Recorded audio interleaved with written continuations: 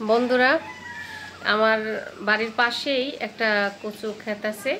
আমার আঙ্কেল পানি কচু চাষ করছে। এখানে খুব সুন্দর কচু হয়েছে, বড় বড় কচু আছে এখানে, একদম বিশাল বড় শাকওয়ালা কচুওয়ালা এবং টাটকা।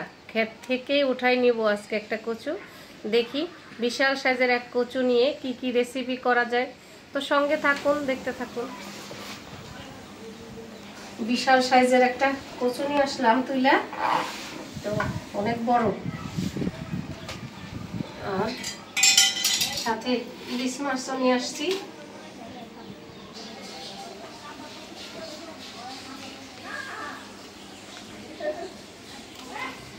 আসসালামু আলাইকুম বন্ধুরা, কেমন আছেন? আশা করি আল্লাহর রহমতে ভালো আছেন। আমরাও ভালো আছি আলহামদুলিল্লাহ।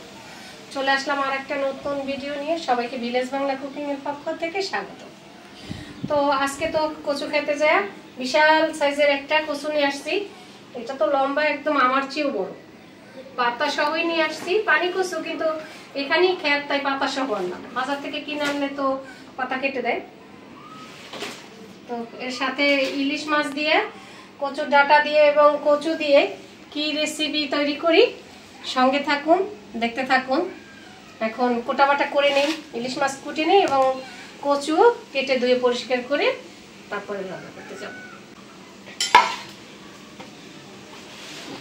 আগের দিক থেকে কেটে কেটে ছোট করে নিই।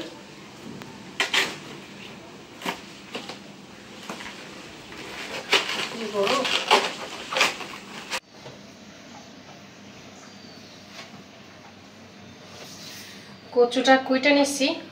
এই যে কচুর শাকটা আমি কুইটা অলরেডি সেদ্ধ করে নিচ্ছি।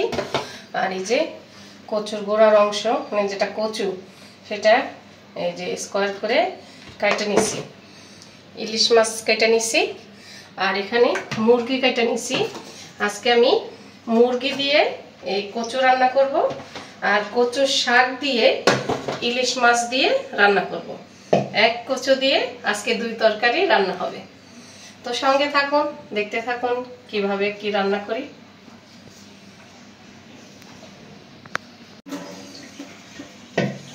প্রথমে আমি মাছটা জাল দিয়ে নিব। জাল দিয়ে কাটা বাইছে তারপরে শাক রান্না করব, তাইলে খেতে সুবিধা হয়।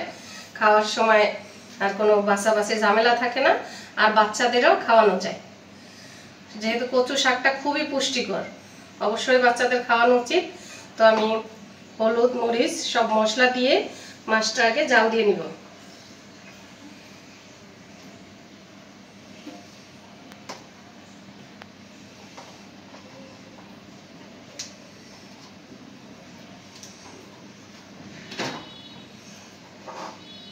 সব মশলাপাতি দিয়ে দিছি, একটু সয়াবিন তেলও দিয়ে দিব।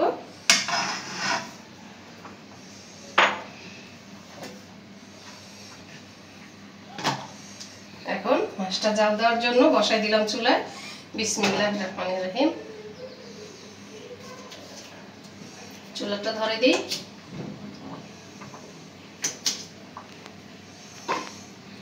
ঢেকে দিয়ে জাল দিয়ে নিই।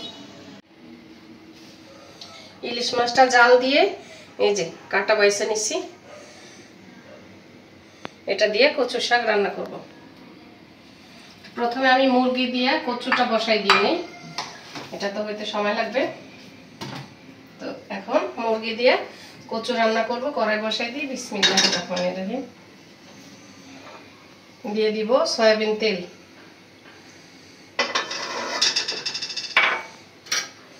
যেহেতু মুরগি দিয়ে রান্না করব, তো দিয়ে দিই একটু গরম মশলা।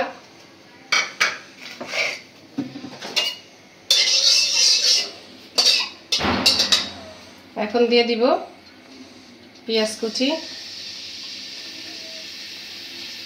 কাঁচামরিচ।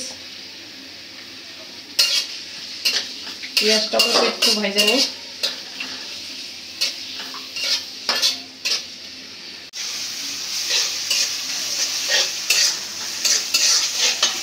মুরগির মাংসটা যেহেতু আমি কচু দিয়ে রান্না করব, কচু বলে কথা, তো একটা চুলকানের সম্ভাবনা থাকে, তাই আমি এই যে আনাম রসুন একটু ছেঁচে দিছি। আদা রসুন বাটা তো দিবই, তারপরও একটু রসুন ছেঁচে দেওয়াটা ভালো।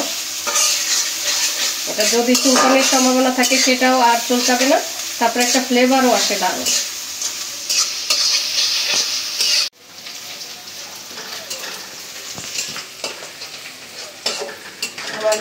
পেঁয়াজ রসুনটা ভাজা হয়ে গেছে, এখন মশলা দিয়ে দিব। মশলাটা কষায় নেওয়ার জন্য একটু পানি দিয়ে দিলাম।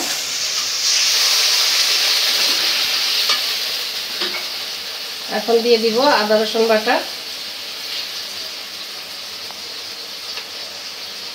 আদা রসুনটা আমি একসাথেই বেটে নিচ্ছি।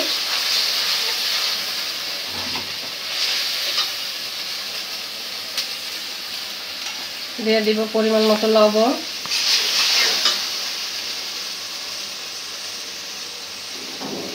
দিয়ে দিব হলুদের গুঁড়া, দিব মরিচের গুঁড়া, মরিচের গুঁড়াটা বেশি করে দিলাম, মরিচটায় বেশি একটা ঝাল নাই। জিরা গুঁড়া, এখন দিব ধনিয়া গুঁড়া। মশলাটা ভালো করে কষা নিব।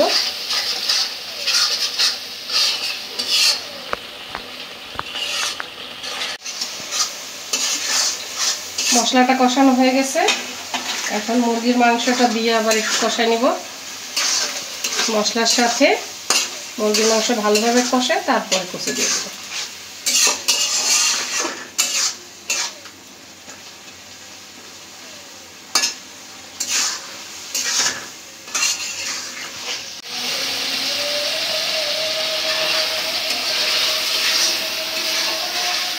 মাংসটা কষানো হয়ে গেছে, এখন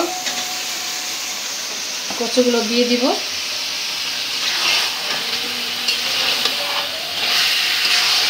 এখন মাংসের সাথে কচুটা দেওয়ার পরে আবার একটু কষা নিব।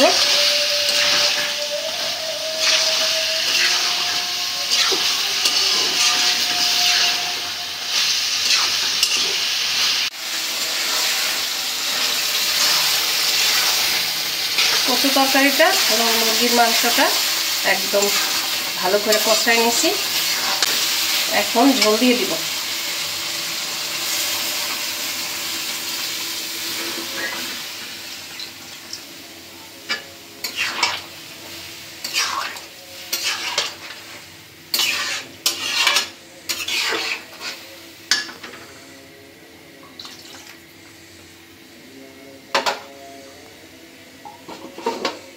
ঢাইকে দেই। কচু তরকারিতে তো ঝোল দিয়ে দিলাম, এখন আমি চুলায় এখন কচুর শাকটা বসাই দিব। তো দিয়ে দিলাম সয়াবিন তেল। বিসমিল্লাহ।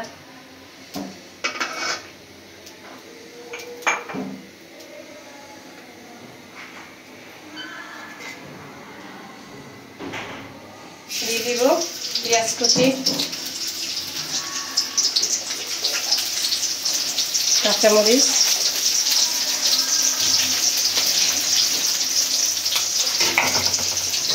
এখন দিয়ে দিব রসুন।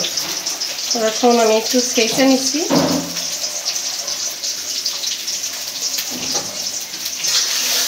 এখন পেঁয়াজ রসুন কাঁচামরিচ একটু তেলের উপরে ভাজা নিব।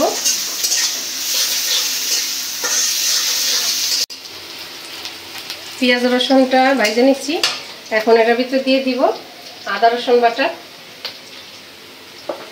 এটা একটু তেলের উপরে ভাজা নিব।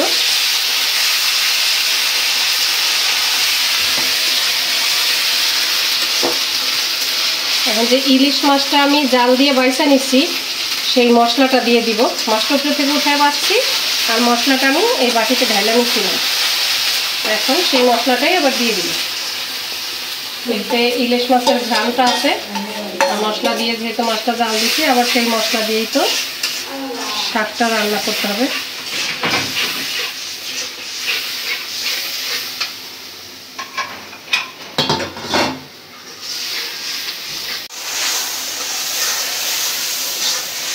মশলাটা কষানো হয়ে গেছে, এখন ইলিশ মাছের যে মশলাটা দিলাম এই জন্যই যে ঘ্রাণ আসতেছে।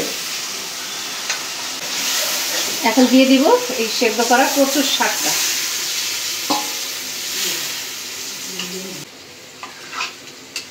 লাইটা ছেড়ে আগে মশলার সাথে শাকটা ভালো করে কষায় নেব।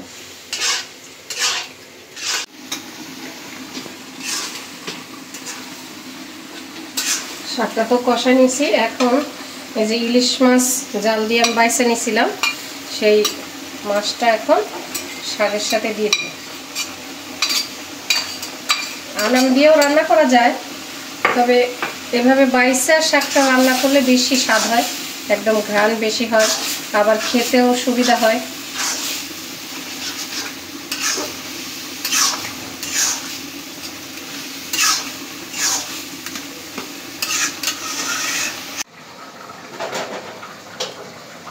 মুরগি দিয়ে কচু তরকারিটা হয়ে গেছে, দারুণ কালার হয়েছে।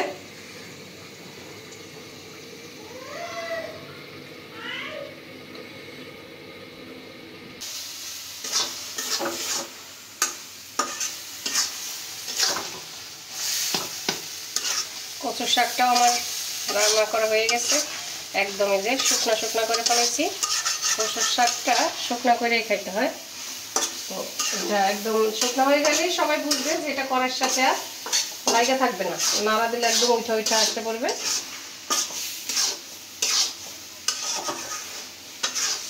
এখন নামাই নিব।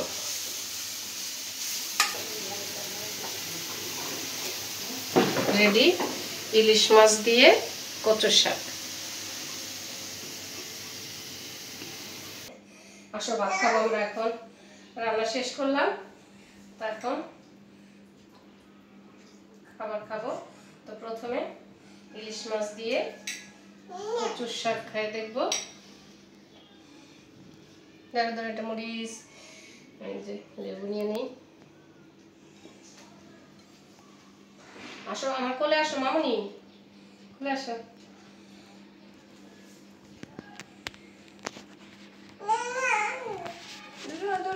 আমার কাছে আসো, আমার কাছে আসো। বিসমিল্লাহ।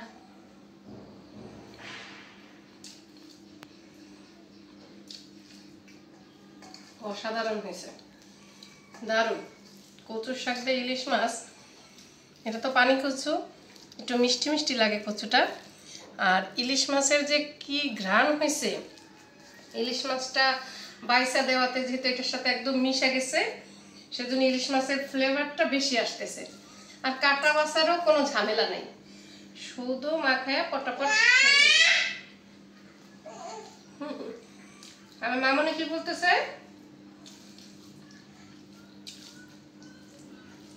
অসাধারণ, কি যে মজা হয়েছে, আপনারা না খাইলে বুঝতে পারবেন না। সবাই আমার মতো বাসায় রান্না করে খেয়ে দেখবেন, খুবই সুস্বাদু হয়। মাছ আনাম দেওয়ার চেয়ে এভাবে বাইসা দিয়ে রান্না করে দেখবেন, স্বাদটা দ্বিগুণ বেড়ে যাবে।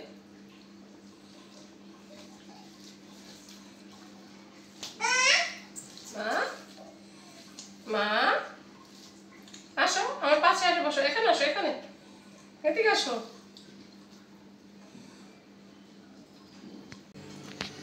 মেয়ে ওর নানুর কাছে গেল, এখন খাবারটা তাড়াতাড়ি শেষ করি। ছোট বাচ্চা নিয়ে খাওয়া দাওয়া রান্না বান্না।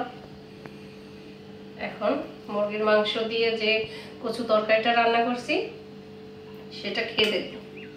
শাক, কচুর শাকটা তো দুর্দান্ত হয়েছে, অসাধারণ।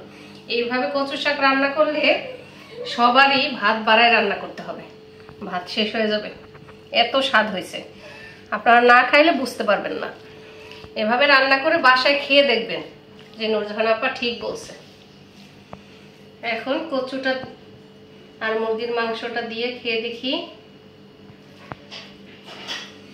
বিসমিল্লাহ।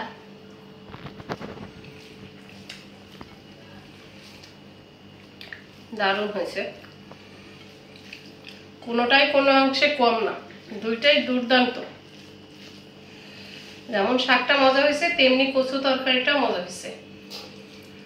আলু দিয়ে আমরা যে মুরগির মাংস রান্না করে খাই, তার চেয়ে মনে হয় কচু দিয়েই স্বাদ বেশি হয়েছে।